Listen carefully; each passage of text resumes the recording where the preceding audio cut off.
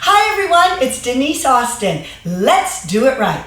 A perfect sit-up today, okay? A crunch, but let's make sure you're using 100% of abdominal strength to help flatten out those bellies. So, sitting up nice and tall, make sure you place your hands behind your neck just for support of the weight of your head.